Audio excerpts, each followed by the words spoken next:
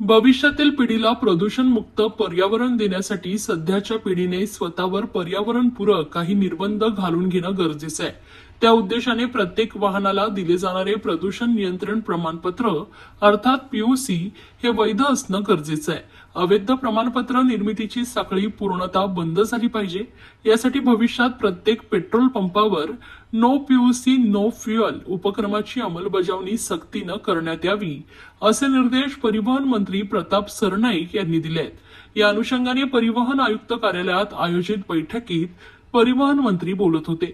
या बैठकीला परिवहन आयुक्त विवेक भीमनवार, सहसचिव राजेंद्र होळकर यांच्यासह वरिष्ठ अधिकारी उपस्थित होते। मंत्री सरनाईक म्हणाले, राज्यातील प्रत्येक पेट्रोल पंपावर सीसीटीव्ही कॅमेऱ्यांच्या आधारे इंधन भरण्यासाठी येणाऱ्या प्रत्येक वाहनाचा वाहन क्रमांक तपासला जाईल, जेणेकरून त्या माध्यमातून संबंधित वाहनाचं प्रदूषण नियंत्रण प्रमाणपत्राची वैधता कळेल। जर त्या वाहनाचं प्रदूषण नियंत्रण प्रमाणपत्र वैध नसेल तर त्या वाहनाला इंधन दिले जाणार नाही। तथापि त्याचा पेट्रोल पंपावर प्रदूषण नियंत्रण प्रमाणपत्र ताबडतोब काढून घेण्याची व्यवस्था देखील केली जाईल, जेणेकरून वाहन चालकांची गैरसोय होणार नाही।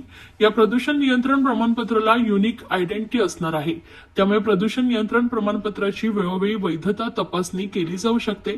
भविष्यात वाहन विक्री करणाऱ्या शोरूम व वाहन दुरुस्ती करणारे गॅरेजमध्ये देखील प्रदूषण नियंत्रण प्रमाणपत्र देण्याची व्यवस्था करण्यात येईल, जेणेकरून रस्त्यावर चालणारे प्रत्येक वाहन हे वैध प्रदूषण नियंत्रण प्रमाणपत्र असलेलं असेल, ज्यामुळे प्रदूषण पातळी कमी करण्यास मदत होईल। त्याचबरोबर सध्या अवैध पद्धतीनं प्रदूषण नियंत्रण प्रमाणपत्र काढणाऱ्या टोळीचा पर्दाफाश करण्यासाठी मोठा परिवहन विभागाने धडक मोहीम राबवावी, अशा सूचनाही परिवहन मंत्री प्रताप सरनाईक यांनी दिल्या आहेत। यासह बैठकीत परिवहन विभागाच्या कार्यालयामध्ये आगीची पूर्व सूचना देणारी यंत्रणा लावणे, परिवहन भवन बांधकाम आदींच्या बाबींचाही आढावा सरनाईक यांनी घेतला आहे।